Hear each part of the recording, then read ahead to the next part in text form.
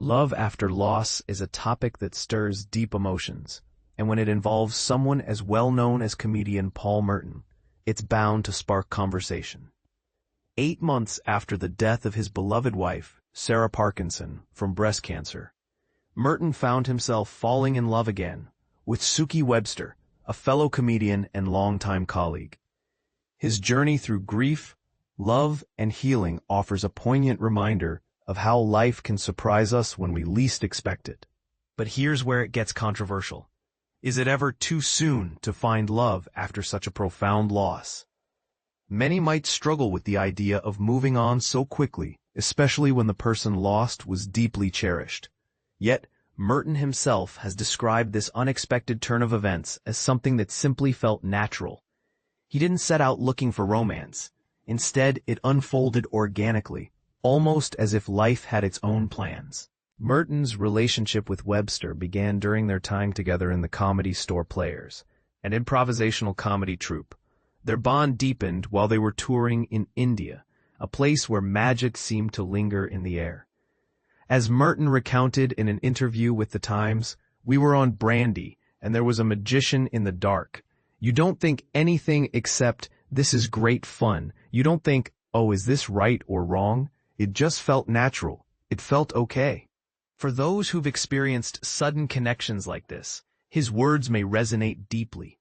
Love, at times, doesn't follow a timeline or adhere to societal expectations. Webster, now Merton's wife, echoed this sentiment in the same interview. "When you fall in love, you fall in love," she said simply. There's a raw honesty in her statement that cuts through any judgment or skepticism. It's a universal truth about human relationships. Sometimes, feelings arise unbidden, even in the wake of immense personal tragedy. To fully understand Merton's story, it's important to look back at his earlier life and career. Before meeting Webster, he was married twice. His first marriage was to Caroline Quinton, best known for her role in Men Behaving Badly. They divorced in 1998 after 8 years together. Later, Merton met Sarah Parkinson, who would become his second wife. Interestingly, their paths crossed when Parkinson served as Quinton's understudy in the play Arthur Smith's Live Bed Show. The two went on to collaborate professionally, working on creative projects like Suicidal Dog, a BBC Two short film that marked Merton's directorial debut. Parkinson passed away in September 2002, just 3 months after their wedding. Her battle with breast cancer was both heartbreaking and inspiring. In a tribute issued via his agent, Merton highlighted her resilience, noting how she chose not to undergo chemotherapy despite her diagnosis. Instead, she embraced alternative approaches, including nutritional therapy, yoga, meditation, positive thinking, and laughter. These methods, though unconventional, allowed her to live fully for 19 months after her initial diagnosis in February 2002. Fast forward nearly 2 decades, and Merton remains a household name in British entertainment.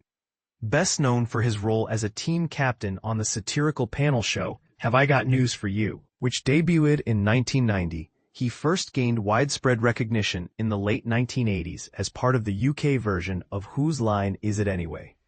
His wit and charm have endeared him to audiences for decades, making his personal story all the more compelling. So what do you think? Should people be free to follow their hearts, even if it means finding love shortly after losing a partner? Or does society have a responsibility to impose certain boundaries around grief and new beginnings? This is the part most people miss. Grief isn't linear, nor is love. Both are messy, unpredictable, and deeply personal experiences.